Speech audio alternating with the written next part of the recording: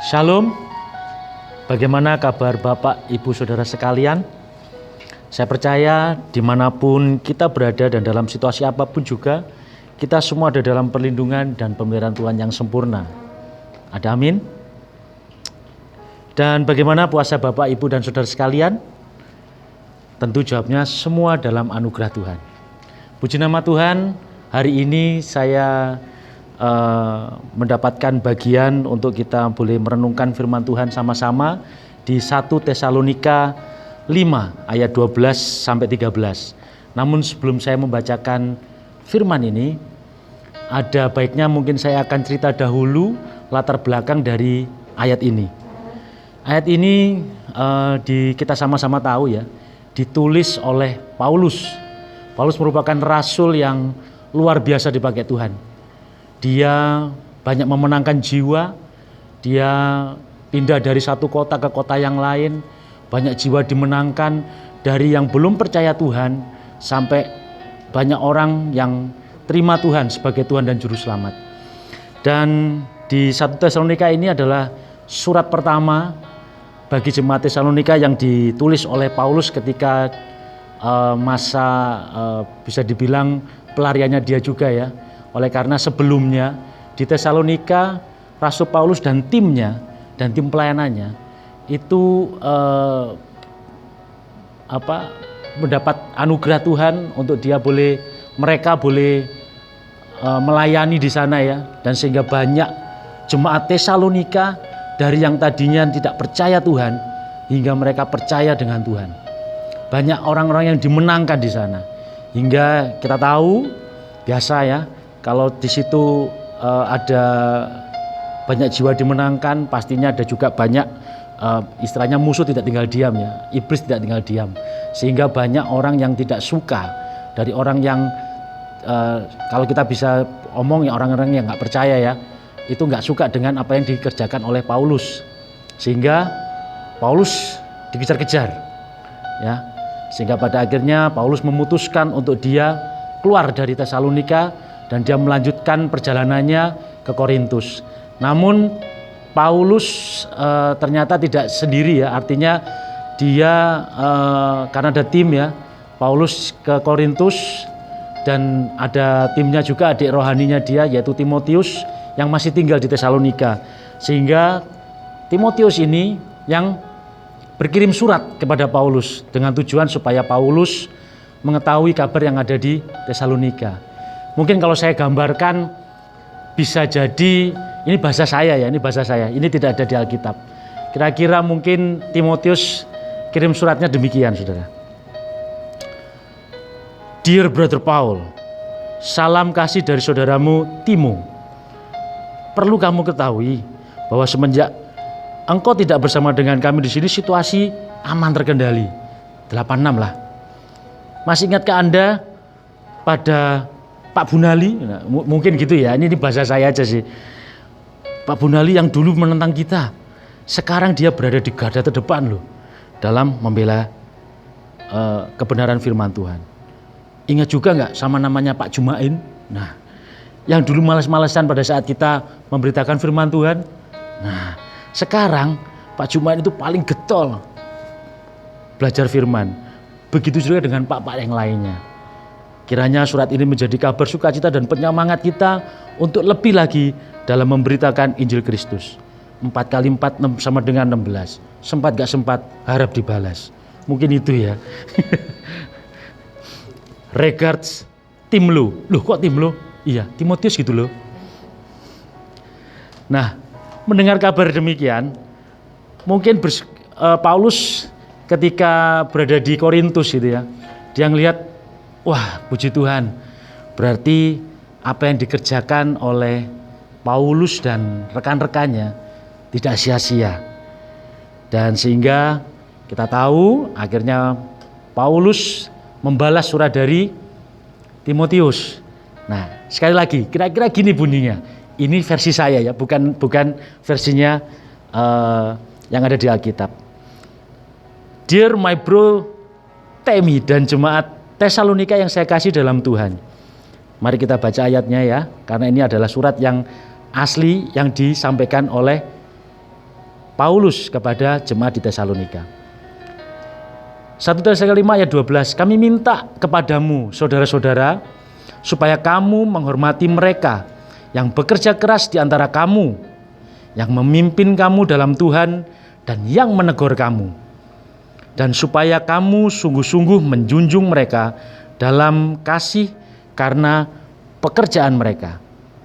Hiduplah selalu dalam damai seorang dengan yang lain.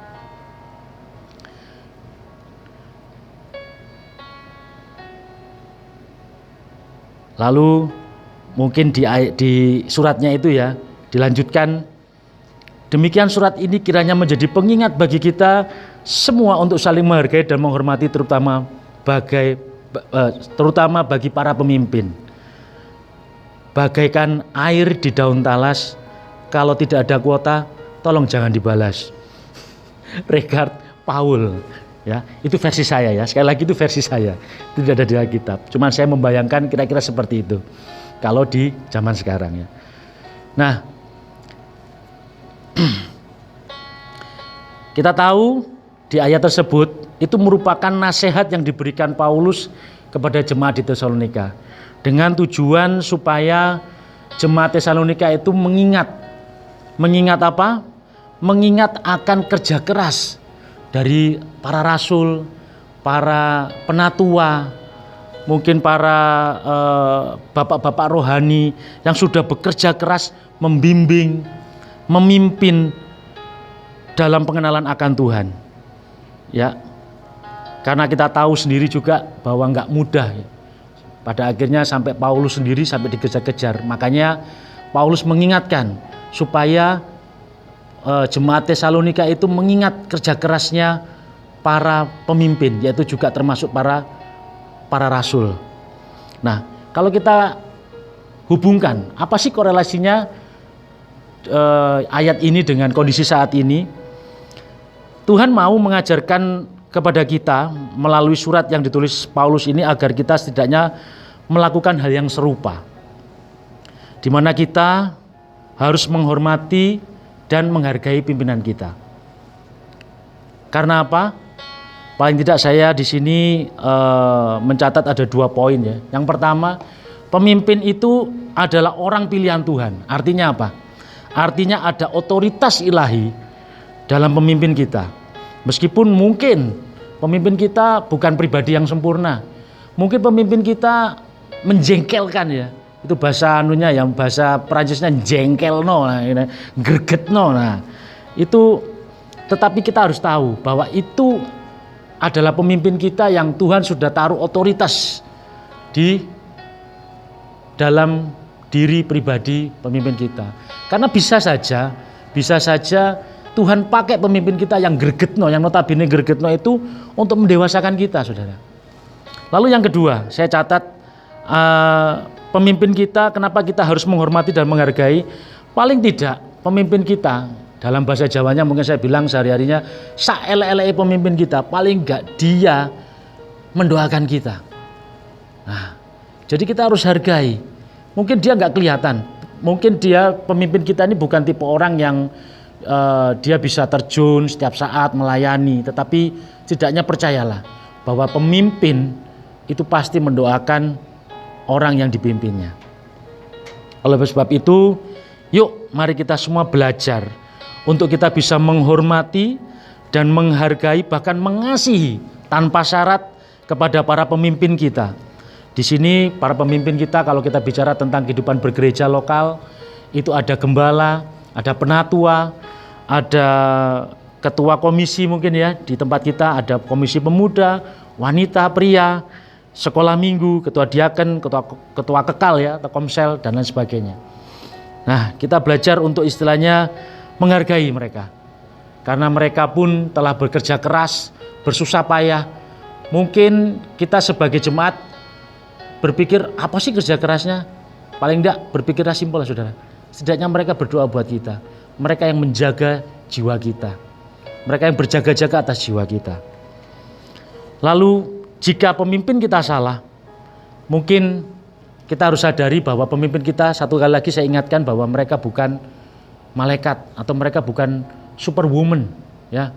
Mungkin gembala kita bukan Wonder Woman, wakil gembala kita bukan Iron Man, gitu ya.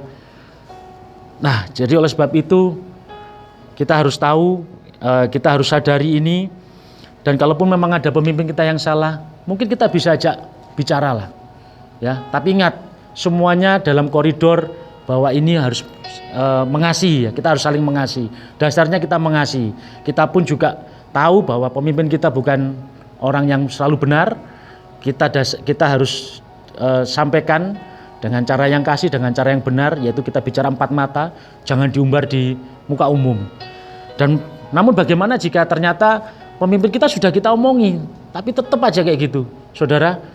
Kita nggak perlu ambil langkah istilahnya terprovokasi atau apa. Bagian kita hanya mendoakan dia, dan kita percaya ketika kita mendoakan pemimpin kita, dan biarlah Tuhan sendiri yang akan beracara.